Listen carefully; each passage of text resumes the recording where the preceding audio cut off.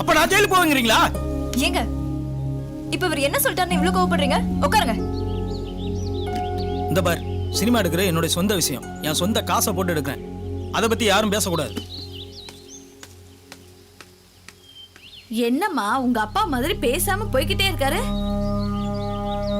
அந்த 20 நாள் நான் பட்ட வேதனை உனக்கு மட்டும்தான் தெரியும். அந்த கஷ்டம் நீ படக்கூடாதுன்னு நான் பாக்குறேன். நான் என்ன சொன்னாலும் கேட்க மாட்டேங்கிறாருமா. நான் ஏதோ சின்ன வயசுல நடிக்கணும்னு ஆசைப்பட்டேன்னு தெரியாம சொல்லிட்டேன். அவர் அதே பிடிச்சிட்டு இருக்காரு. நீ நிஜமாவே ஆசைப்படுறியா? சச்சா, இப்போ எனக்கு என்ன பண்றதுன்னே தெரியலம்மா. எல்லாமே உன் கையில தாமா இருக்கு இப்போ. சரி, அவர்கிட்ட சொல்லு, நாங்க கிளம்புறோம்மா. நீடா வரமாட்டேங்கிற, நான் கீர்த்தனாவை யாரு கூட்டு போவா? இல்ல, நான் பத்மஜா அக்கா கூடயே இருக்கிறேன். சரிம்மா, நாங்க வரோம், பாத்துக்கோ. சரிம்மா.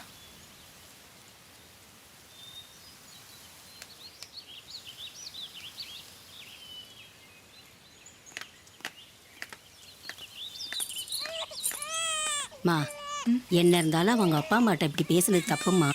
இரு இரு இரு இரு இனிமே இந்த விஷயமா அவங்ககிட்ட எதுவுமே பேச வேண்டாம். அவனுக்கு கிறுக்கு பிடிச்சு போச்சு. படம் எடுத்துட்டு போகட்டும்.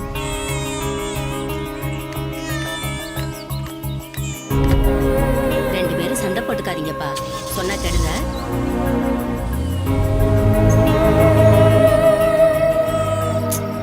கையிலேயே சாப்பிடுங்க, இங்க யாரும் இல்லை.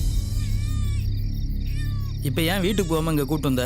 சினிமா ஆசை வந்துருச்சு, செல்ல பார்க்க. பழைய மாதிரி பேப்பர் பொறுக்க போறாரு. யார் சொன்னா அப்படி? கோவப்படாதீங்க, நம்ம கிட்ட வேலை செய்யறவங்களே அப்படிதான் பேசுறாங்க.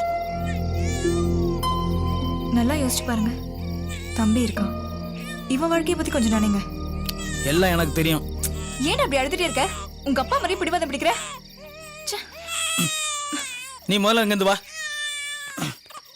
சரிம்மா சரிம்மா, அழாதப்பா அழாதப்பா. Right right right. நான் கார்ல இருக்கேன், நீ வா.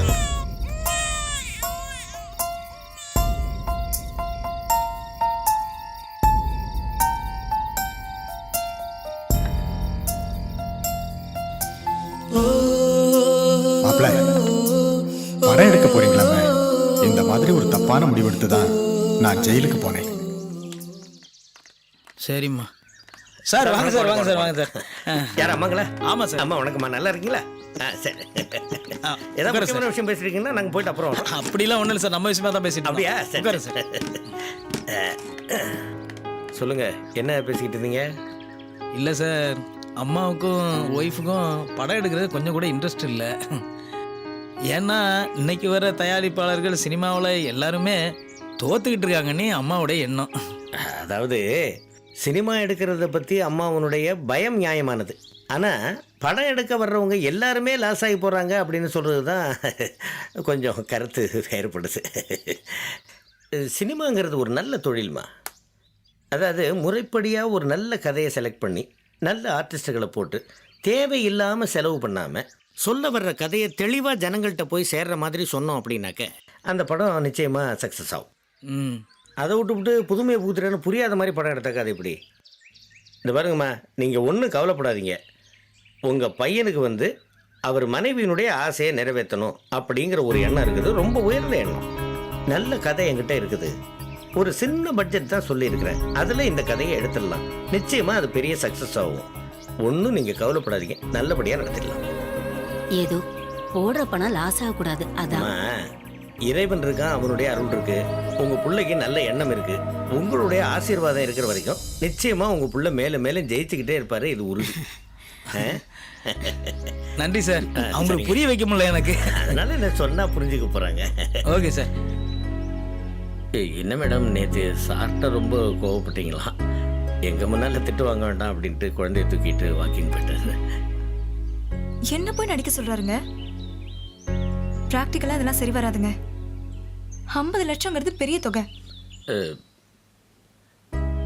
உங்களோட மைண்ட் செட் எனக்கு புரியுது, 50 லட்சங்கிறது பெரிய தொகை தான்.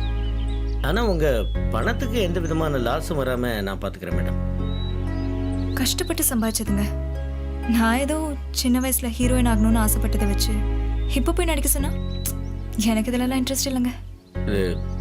நான் சொன்ன கதை உங்களுக்கு பிடிச்சிருக்குல்ல?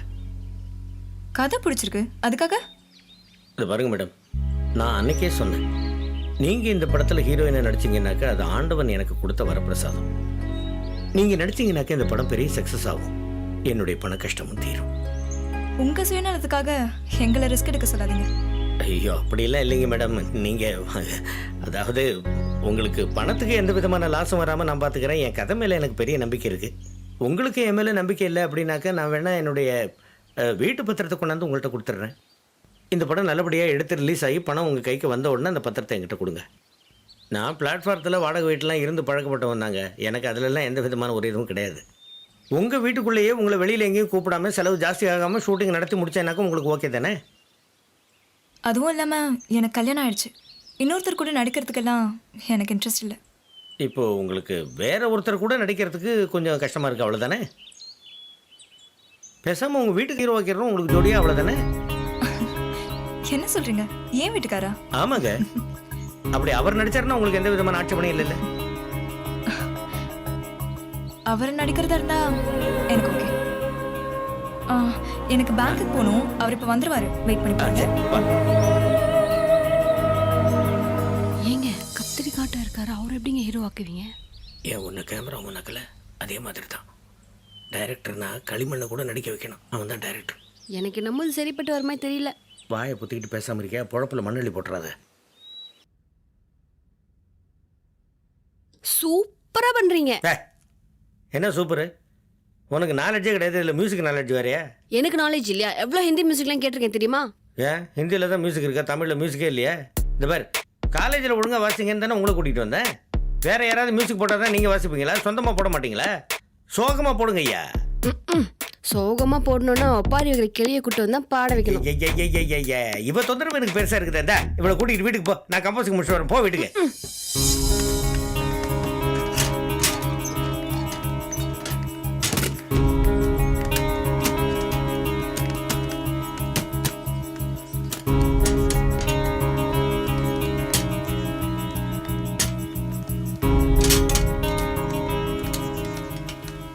சார், இந்த சீன் வந்து 2 பேருக்குமே டைலாக் கிடையாது. சரி சார். நீ வந்து அவங்க அங்கேருந்து அப்படியே அவங்க நடந்து போய் அங்கே போய் அவுட் போகிற வரைக்கும் பிளான் பண்ணிக்க. Okay okay okay. Camera ready பண்ணுங்க. மேடம், நான் சொல்றேன். நீங்கள் என்ன பண்ணுறீங்க, அப்பா இறந்து போய் 2வது நாள் நீங்கள் எதுக்கோ நீங்கள் ரோட்டில் போகிறீங்க. நடையில் ஒரு தளர்வு, தனக்கு ஒரே ஆதரவாக இருந்த அப்பா போயிட்டாரே அப்படிங்கிற ஒரு இனம் புரியாத ஒரு சோகம், பயம் முகத்தில் இருக்கணும். அப்படியே நீங்கள் போயிட்டு இருக்கீங்க. உங்களுக்கு 4 அடி பின்னாடி நீங்க அவங்களுக்கு 4 அடி பின்னாடி இந்த மாதிரி தகப்பன் இழந்த ஒரு பொண்ணு, நாம தான் எல்லாம் பண்ணியிருக்கிறோம், இனிமே அவளை நாம தான் பார்த்துக்கணும், அவ நம்மளை ஏற்றுக்குவாளோ மாட்டாளோ அப்படின்ற ஒரு குழப்பத்தை. சார், அந்த கேமரா சின்னதாக இருக்க, படம் பெருசாக வருமா சார்? சார், இந்த ஏரிஃப்ளக்ஸ் மிட்சல் இந்த மாதிரி பெரிய கேமராவெல்லாம் வச்சு எடுத்தது அந்த காலம் சார்.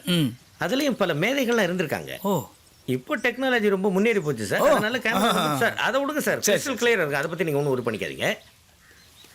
சரி, நீங்கள் அப்படியே போய்கிட்டே இருக்கும்போது ஏன்னா ஒரு 4 அடி டிஸ்டன்ஸில் நீங்கள் அவங்கள ஃபாலோ பண்ணிக்கிட்டே அப்படியே அங்கே நிறைய பேர் சாப்பிட்றாங்க சார். யாரெல்லாம வராங்க, சாப்பிட்றாங்க, போகிறாங்க. ஜூஸு, காப்பி அப்படி இப்படி நிறைய போகுது சார். அது இல்லாமல் இந்த செட்டுக்காரங்கள்ல செட்லேருந்து என்னெல்லாமோ வேணுங்கிறாங்க சார். நிறைய வாங்கிட்டு வரோம் சார், நிறைய செலவாகுது சார். சார், இந்த 50 லட்ச ரூபா பட்ஜெட் சொன்னீங்களா, அதுக்குள்ளே முடிஞ்சிடலாம் சார்? சார், நான் சொன்னது தான் சார். ஃபர்ஸ்ட் காப்பி வரைக்கும் 50 லட்சம் சார். சரி சார், இந்த காப்பிக்கெலாம் செலவு ரொம்ப அதிகமாகுது சார். இந்த டீயா சொன்னீங்கன்னா செலவு கொஞ்சம் கம்மியாகும் சார். என்னடா அது சார், காப்பி நான் குடிக்கிற காப்பி இல்லை சார். படம் எல்லா வேலைகளையும் முடிச்சு ரிலீஸுக்கு தயாராக இருக்குது பார்த்தீங்களா, அதை தான் சார் நாங்கள் ஃபர்ஸ்ட் காப்பின்னு சொல்லுவோம். ஓ, இப்படி ஒரு காப்பி இருக்கா சார்? ஆமாம், காப்பிக்கு இப்படி ஒரு அர்த்தமா? நீங்கள் அதை பற்றி ஒன்றும் கவலைப்படாதீங்க. சரி சார், எல்லாம் கரெக்டாக இருக்கும். நீங்கள் அந்த ஃபீல் மட்டும் கொடுத்து அப்படி நடந்து போயிடுங்க. எல்லாம் நான் கொடுத்துருவோம். இருந்தாலும் உங்களுக்கு ரொம்ப தைரியங்க. ஃபர்ஸ்ட் காப்பின்னா குடிக்கிற காப்பின்னு நினச்சி டீ செலவு கம்மின்றாரு, அவரை போய் ஹீரோவாக போட்டிருக்கீங்க. ஆனால் அவனை தெரியாதவங்களே சிக்கலெட்டு மேலே விட்டு அந்த லிப்பில் நாங்கள் டப்பிங்கே பண்ணியிருக்கோம். இவரெல்லாம் ஹீரோவை நடிக்க வைக்கிறது ஒரு பெரிய விஷயமே கிடையாது. அதை நான் பார்த்துக்கிறேன். ஒரே ஒரு சின்ன ஹெல்ப் பண்ணு. சொல்லுங்க, என்ன செய்யணும்? கண்ணாடி கைட்டாமல் ஃபோக்கஸ் பார். என்ன கலாய்க்காம உங்களால் இருக்க முடியாதா? யார் பாஸ் டைரக்டரே? சார், நான் சாப்பிட்டியா மத்தியானம்? சாப்பிட்டேன் சார். போன ஷாட் ஓகேவா? Okay sir. ஷாட் நல்லா சூப்பர்ல. சீக்கிரம் டைரக்டர் ஆகிடும். போன ஷாட்டில் ஹீரோ கண்ணாடி போடல கண்டினியூ மிஸ்ஸு அதை போய் சொல்லுப்போம். சொல்லிட்டு அப்படியே போய் ஈவினிங் டிஃபன் வந்திருக்கேன், அதை சாப்பிட்டுட்டு அப்புறமா வா. Okay sir. உண்மை நினச்சிக்கிட்டு ஓடுற மாதிரி. என்னங்க இந்த வீட்டை சுற்றிய பார்க்கு ரோடுன்னு எடுத்துட்டு இருக்கீங்க? 50 லட்சம் ரூபாய்க்கு அமெரிக்கா ஒயிட் ஹவுஸ் கிட்டலாம் எடுக்க முடியாது. பேசாமல் போய் உன் வேலையை பாரு, ஃபோக்கஸ் பண்ணப்போ. ரெடிப்பா. வரேன் சார். வாங்க வாங்க. வணக்கம் சார். வணக்கம் சார். வாங்க சார். சரி வாங்க சார். இந்த பாருங்க சார், இந்த கையெல்லாம் பார்த்தீங்களா சார்? ஆமாம் சார். இது வந்து உழைப்பால் உயர்ந்தவர்கள் உங்களுடைய இன்ட்ரோடக்ஷன் ஷாட் சார். ஓ உங்களை இன்ட்ரோடியூஸ் பண்ணும்போது இந்த கை மாதிரியே நீங்களும் உங்கள் கையை வச்சுக்கணும் சார். இது பாருங்க சார், இப்படி தூக்கி சார் கையை ஃபுல்லாக தூக்கணும் சார். தூக்கிட்டு இது பாருங்களேன், இந்த கையை அப்படி தூக்கி நான் உழைப்பால் உயர்ந்த நானும் உழைப்பால் உயர்வேன், நானும் உழைப்பால் உயர்வேன், நானும் உழைப்பால் உயர்வேன். யார் இது? சரி கரெக்டா இருங்க சார் ஒரு நிமிஷம். நானும் உழைப்பால் உயர்வேன். சான்ஸ் கேட்டு வந்திருக்கா சார். டான்ஸ் கேட்டு வந்தா முதல்ல நோண்டுவியா? என்ன வேஷம் கொடுக்குறது உனக்கு? எனக்கு ஒரு வில்ல வேஷம் கொடுங்க சார். உழைப்பால் உயர்வேன். இந்த படத்தில் நீ வில்லனா? இவர் யார் சார்? அவர் ப்ரொடியூசர், ஹீரோ. அவரே ஹீரோவா நடிக்குமா? நான் வில்லனா நடிக்கூடாதா சார்? அடிங் விட்டனா நீ எனக்கு வில்லனா? அப்படியே காலுக்குள்ள வச்சு நசுக்கணும் வச்சுக்க, நசுங்கிருவ. ஏண்டா கஷ்டப்பட்டு சம்பாதிச்ச ஹீரோவானா நீ எனக்கு வில்லனா? யோ கணக்கு புரிய அவன. ஏய் நில்றாரே. கலியுகம் கெட்டு போச்சுடா. யாரெல்லாம் ஹீரோவா நடிக்கிறாங்க? ஏப்பா கண்டவங்கலாம் வந்து தொந்தரவு பண்ற அளவுக்கு பண்ணி வைக்கிறீங்க? கிட்டக்க விடக்கூடாது. என்ன சாரி அப்புறமா மூட விட்டு சார். Sorry sir. முடியாது சார். ஷூட்டிங்க ஓடிட்டான். அதான் போயிட்டானே. யோ இப்படி விரட்டிட்டு ஓடனா வயசான காலத்துல அப்படியே அப்பால போயிருவேன். அப்புறம் முன்னாடி போய் சொல்ல முடியாது. யாவும் வச்சுக்க. கோச்சுக்காதீங்க சார். அப்பா யாரும் பக்கத்துல வந்து டிஸ்டர்ப் பண்ணாம பாத்துங்கப்பா. இது பாருங்க சார், இது ரொம்ப முக்கியமான ஷாட். எனக்கு தேவைதான். உங்களுடைய இன்ட்ரோடக்ஷன் ஷாட். இந்த கையை இப்படி தூக்குறீங்க. இப்படியா சார்? இதே மாதிரி நானும் சமுதாயத்துல உழைப்பால உயர்வேன். இதே மாதிரி நானும் சமுதாயத்துல